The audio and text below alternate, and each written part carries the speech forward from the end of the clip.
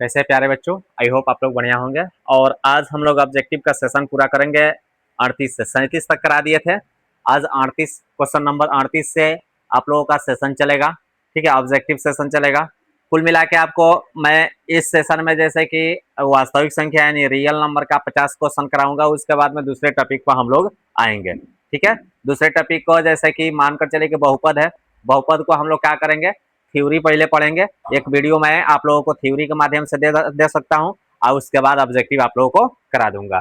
चलिए, क्वेश्चन का नंबर कितने हैं? 38। निम्नलिखित में किसका दशमलव प्रसार अशांत है?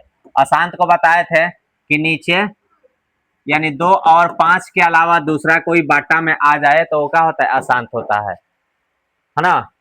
तो आप देख रहे हैं कि क्या होगा, इसको तोड़ेंगे तो यहाँ पर क्या हो जाएगा, नीचे वाले को तोड़ रहे हैं तो 5 गुणे 2। ठीक है, इसको यानी 3 ही आएगा। इसको तोड़ेंगे तो 3 गुणे 3 3 त्रिका 9 3 27 27 3 81 81 3 2 43 3 आएगा। यानी राइट आंसर क्या होगा आपका? 39/243। राइट आंसर क्या होगा? 39/243। क्या होगा? 39/243 राइट आंसर होगा। 39 नंबर क्वेश्चन को देखिए। 39 नंबर क्वेश्चन आपसे क्या कह रहा है? 39 नंबर क्वेश्चन कह रहा है √3 है। √3 क्या है? परमीय संख्या का परमीय संख्या √3। तो परमीय संख्या है, प्रकृत संख्या है, अपरमीय संख्या है। तो राइट आंसर होगा अपरमीय संख्या। √3 का वर्गमूल नहीं निकलता है, ये क्या होता है? अपरमीय संख्या। ठीक है, नेक्स्ट क्वेश्चन में आ जाइए आप लोग। 40 नंबर क्वेश्चन आपसे कह रहा है। 40 नंबर क्वेश्चन देखिए, एक क्वेश्चन आपसे पूछता है, एकदम हल्का होता है, जिसका वर्गमूल नहीं निकलेगा वो अपरमीय घोषित कीजिएगा। ठीक है, कह रहा है √2 क्या है? √2 1 है, तो ये भी अपरमीय संख्या क्या है? अपरमीय संख्या होगा। राइट आंसर क्या होगा? अपरमीय संख्या। ठीक है, अब यहां पर आप आ जाइए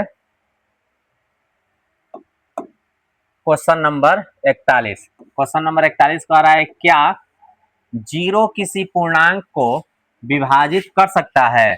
कह रहा है किसी भी संख्या को 0 भाग दे सकता है? तो नहीं। क्या कर सकता है? भाग नहीं दे सकता है। भाग दे सकता है? नहीं दे सकता है। राइट आंसर क्या होगा? नहीं। अब नेक्स्ट क्वेश्चन में आप आ जाइए। नेक्स्ट क्वेश्चन क्या कह रहा है? नेक्स्ट क्वेश्चन कह रहा है 42 नंबर क्वेश्चन, क्या पूर्णांक संख्याओं को संख्या रेखा पर व्यक्त किया जा सकता है? पूर्णांक संख्या को संख्या रेखा पर व्यक्त किया जाना संभव है? किया जाना संभव है? तो बिल्कुल संभव है। आंसर होगा हाँ। क्या है? ऑप्शन नंबर 2 आंसर होगा हाँ। ठीक है, अब 43 नंबर क्वेश्चन आपसे क्या कह रहा है? 43 नंबर क्वेश्चन देखिएगा, कह रहा है 5, 15, 20 के लौसा और मौसा का अनुपात। एक क्वेश्चन पहले भी बात बना चुके हैं, चलिए बता दें। 5, 15 और 20 यानी 5 को तोड़ेंगे तो 1 गुणे 5 होगा, 15 को तोड़ेंगे तो 3 गुणे 5 होगा, और 20 को तोड़ेंगे तो 2 गुणे 5 होगा। तो आप जानते हैं कि इसका मौसा क्या होगा? मौसा आपको जो दोनों में सम्मिलित होता है वो मौसा हो जाता है। अब बाकी सब अगर लौसा निकालना होता है, लौसा, तो इसको क्या करते हैं? गुणा कर देते हैं। तो 5 दोनों में सम्मिलित है, तीनों में, तो 5 गुणे 2 गुणे 2 गुणे 3, तो 5 दूना 10, 10 दूना 20, 20 3 60। क्या होगा? 60। तो अनुपात निकालना है। अनुपात का मतलब होता है बटा। बटा में कर दीजिए, यानी 60/5, 12 पचे 60, 1 12/1 यानी 12:1 आपका राइट आंसर होगा। क्या होगा? 12:1 आपका राइट आंसर। ऑप्शन नंबर घ। ऑप्शन नंबर घ आपका राइट आंसर होगा। क्या होगा? ऑप्शन नंबर घ। चलिए, अब इसके बाद में क्वेश्चन अगर देखें, कितने तक क्वेश्चन हम लोग कर लिए थे? 43। अब 44 नंबर क्वेश्चन पर आते हैं। 44 नंबर क्वेश्चन क्या कह रहा है? 44 नंबर प्रश्न 44, दो क्रमिक संख्याओं का एचसीएफ क्या होगा? दो क्रमिक संख्या यानी सम, दो क्रमिक सम संख्याओं का एचसीएफ क्या होगा? यानी 4 और 6 सम संख्या है, 2 और 4 सम संख्या है, दोनों में कॉमन क्या है, दोनों में एक जैसन क्या है आपको देखने को मिलेगा। दोनों में अगर देखिए यहाँ 2 गुणे 2, यहाँ 3 गुणे 2, यानी 2 कॉमन है। एचसीएफ क्या हो जाएगा 2। इधर देख लीजिए दोनों में कॉमन क्या है 2, एचसीएफ क्या हो जाएगा 2। एचसीएफ इसका क्या होगा 2। राइट आंसर क्या होगा घ। राइट आंसर क्या होगा घ। चलिए आप 45 नंबर क्वेश्चन में आ जाइए। 45 नंबर क्वेश्चन क्या कह रहा है, 45 नंबर क्वेश्चन कह रहा है निम्नलिखित में कौन अभाज्य संख्या है। निम्नलिखित में कौन अभाज्य संख्या है। 4 अभाज्य संख्या है, नहीं ये भाज्य संख्या है। क्या है भाज्य है।